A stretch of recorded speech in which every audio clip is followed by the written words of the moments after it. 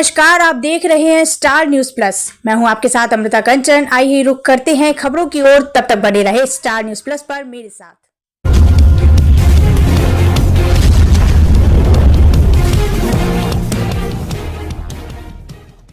स्वराज सेवा दल के प्रदेश अध्यक्ष ने डीएम से अपने कार्यकर्ताओं की कराई मुलाकात। आज स्वराज सेवा दल संगठन के प्रदेश अध्यक्ष रमेश जोशी की जी हरिद्वार के जिला अधिकारी डीएम से कराई अपने कार्यकर्ताओं से मुलाकात और जिले में होने वाली विभिन्न समस्याओं को लेकर आज जिले के पीएम साहब के सामने अपने कुछ समस्याओं को रखा और उनके तत्काल प्रभाव से काम करने का कार्य किया। हरिद्वार जिले के अंदर प्रत्येक गांव की समस्या बनी हुई है, जिनको विभागीय अधिकारी द्वारा नहीं किया जा रहा है। ग्रामीण लोग अपने समस्याओं को लेकर विभागों के चक्कर काट थक रहे हैं, लेकिन अधिकारी काम करने को राजी नहीं है। इन्हीं सब चीज को देखते हुए माननीय प्रदेश अध्यक्ष रमेश जोशी जी ने आज डीएम कार्यालय का घेराव किया और अपने सभी कार्यकर्ताओं के साथ अपनी मांगों को रखा, जिसमें सिटी कलेक्टर व सभी आला अधिकारी मौजूद रहे और डीएम साहब के ऑफिस में बैठकर डीएम साहब से वार्तालाप की और जनता के साथ जिन समस्याओं को लेकर परेशानी आ रही है उसका कार्य करने के आदेश दिए। स्टार न्यूज प्लस के लिए उत्तराखंड के हरिद्वार से डायरेक्टर पूजा रानी की रिपोर्ट।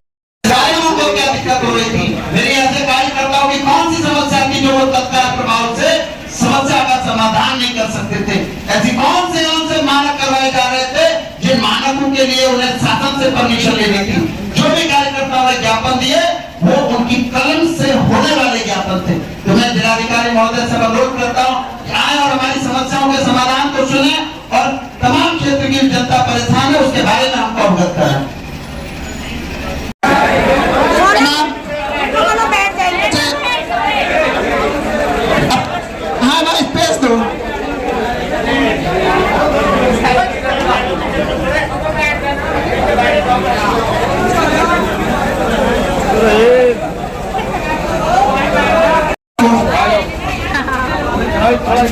आ जाओ भाई, रुक जा पीछे यहीं से बस हो गया। अब आप लोग सुनिए, फैजान भाई कोई बात नहीं, आप छोड़ दीजिए, आप सही हैं।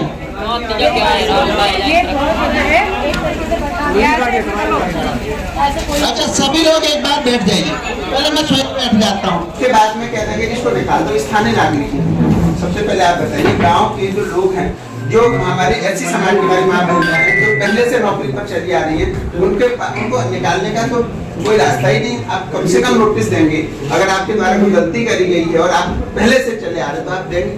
कोई भी 70% का मानक अनिवार्य रूप से, जिसके एवज में उन्होंने तमाम फैसिलिटी दी, शेड्यूल में तमाम वहाँ पर क्या चल रहा है, क्या एक प्राइवेट स्कूल की मनमानी है। अस्पतालों को मैं आज एक अखबार में पढ़ रहा था कि इन्होंने कल ये मसूरी गए, मसूरी जाने के लिए इन्होंने यातायात की बात इतनी बड़ी छपवा दी। आप बताइए आपके पास की क्या कार्यशैली, आपने क्या कोई जमीन पार्किंग के लिए अलॉट करी? आपने अपने वहाँ जाने से पहले अपने अधीनस्थों से सारी जानकारी हासिल करनी थी, उसका प्रॉपर डायग्राम बनाना था, एक मैपिंग करनी थी। उसके बाद आप जाते वहाँ यातायात की व्यवस्था देखते और आप एक आईएएस हैं, आप ये कहते कि भाई यहाँ पर पार्किंग की समस्या है, पार्किंग की वजह से यातायात बढ़ रहा है, इसलिए यहाँ पर पार्किंग की ये जगह अलॉट की जा रही है। भाई जो यातायात व्यवस्था वो तो हमारे एसएसपी देहरादून साहब बहुत अच्छा कर रहे। बताइए जितना उनके अधिकार क्षेत्र में है, या हरिद्वार एसएसपी साहब बता दीजिएगा जितना इनके अधिकार क्षेत्र में कहाँ पर ट्रैफिक जाम हो रहा है, और अगर जाम हो रहा है तो कभी रैली हो, त्योहार, जिसके लिए हमारे डीजीपी साहब ने पहले ही बता दिया था कि अब जो है स्कूलों के आसपास कोई रैली नहीं होगी। आप क्या मानक बना सकते हैं? आप ये कहते हैं कार्रवाई होगी, कार्रवाई और जांचें उत्तराखंड सरकार और उत्तराखंड शासन और इन अधिकारियों ने जो कर रखा है कि जांच या कार्रवाई, आप तो बता दीजिए कितनी कार्रवाई हुई आज तक। आप बता दीजिए आपने क्या कार्यशैली करी, आपके द्वारा क्या नीतियां हैं। आप तमाम जो बाहरी प्रदेशों से ये अधिकारी आ गए हैं, ये प्रदेश को निचोड़ने के लिए, इस प्रदेश के युवाओं का शोषण करने के लिए, यहाँ की सारी संपत्ति को हड़प करके अपने अन्य प्रदेशों में ले जाने की चाहते हैं। और विजिलेंस जो है, जो विजिलेंस है वो इनको पाक साफ क्लीन चिट कर देती है। मैंने अनिल यादव की कई सारी संपत्ति का विजिलेंस में दिया, क्लीन चिट कर दी, निधि यादव को क्लीन चिट दे दी और दोबारा उन संपत्ति को मैं दिखा रहा हूँ। बहुत बड़े बड़े यहाँ पहुँचे। देखिए मैं आज देख रहा हूँ तमाम जो जिले के जिलाधिकारी चाहे वो देहरादून हो, हरिद्वार हो या कई ऐसे जिलाधिकारी एक नैनीताल में जो वंदना जी ज्यादातर जिलाधिकारी और खासकर से हमारा देहरादून में ये लोग एक यूट्यूब के तौर पर कार्य कर रहे हैं। आयुक्त हो गए, कुछ लोग हो गए, बनाने में भी मैंने देखिए यहाँ पर विनय संपत साहब का भी कार्यकाल देखा। भैया मैंने विराट गरजाल साहब का भी कार्यकाल देखा। उन्होंने कभी भी प्रेम एंड प्रेम को पाने की कोशिश नहीं करी। मुझे आज भी याद है जब यहाँ पर विनय संपत पांडे साहब जिलाधिकारी हुआ करते थे तो 1 साल के अंदर उन्होंने लगभग 1000 आवास बांट दिए। संख्या पर थोड़ा ऊपर नीचे हो सकता है, लेकिन लगभग 500 से 1000 आवास उनके द्वारा बांटे गए। अभी भी उन्होंने यूट्यूब पे नहीं अपने विराट गरजाल साहब रहे, उन्होंने तमाम पौड़ी में पार्क बनाए, नैनीताल में, हरिद्वार में उन्होंने तमाम विकास किए। उन्होंने कभी यूट्यूब पर अखबार में नहीं करे। क्यों? ये काम किसके हैं? ये काम सरकारों के हैं। सरकार द्वारा आप अधीनस्थ बैठा है। देहरादून में देख रहा हूँ कि आप एक शराब की दुकान को 15 दिन के लिए बंद कर देते हैं। आपने शराब की दुकान की ओवर रेटिंग देखी, आपने शराब की तस्करी नहीं देखी, आपने तमाम और ये जो शराब और तमाम ये जो चीजें आप कहते हैं, आप बताइए, आप प्राइवेट एक आम और मध्यम वर्गीय परिवार का जो व्यक्ति है वो जिलाधिकारियों से आशा करता है कि स्कूलों की फीस की मनमानी को रोका जाए। जो प्राइवेट स्कूल है, सरकारी जो स्कूल है उनमें अच्छी पढ़ाई, हमारे खटियाल साहब हम करते थे, उनकी अपनी पत्नी ने हमारे उत्तराखंड के बच्चों को पढ़ाने का काम करा। में पूरा सिडकुल है, यहाँ आपका कार्यालय। बताइए, आपने एक शहद फैक्ट्री मंगलौर में थी, उस शहद फैक्ट्री में लगातार शिकायतें गई, आज तक आपने कोई कमेटी गठित नहीं करी।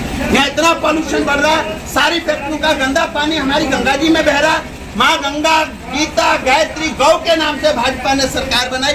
बताइए, आपने क्या रोकथाम करी? आपके पास क्या नीति है? आप जो तमाम उद्योगपति हैं, इनकी सरकारें हैं। आज मैं जिलाधिकारी महोदय की कार्यशैली पर उनसे पूछने आऊंगा।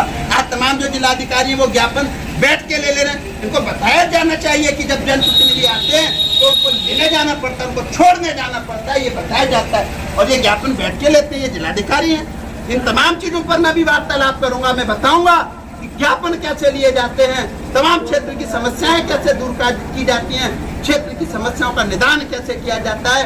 उद्योगों के लिए आपके पास क्या नीति है, युवाओं के लिए आपके पास क्या नीति है। हरिद्वार जनपद हमारी तपोभूमि है, देवभूमि है, इसके लिए आपके पास क्या नीति है।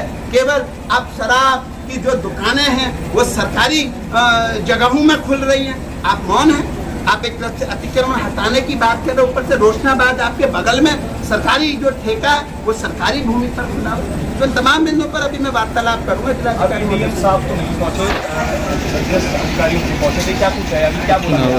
जी, डीएम साहब ऊपर बैठे हैं, वार्तालाप के लिए बुला रहे थे। हमने कहा नहीं, हम अभी वार्तालाप करेंगे, पहले हम अपने कार्यकर्ताओं को भी अवगत कराएं, हमारे तमाम कार्यकर्ताओं के जो रुके हुए काम है उनको भी लेके जाएंगे और फिर बात करेंगे जिलाधिकारी महोदय से।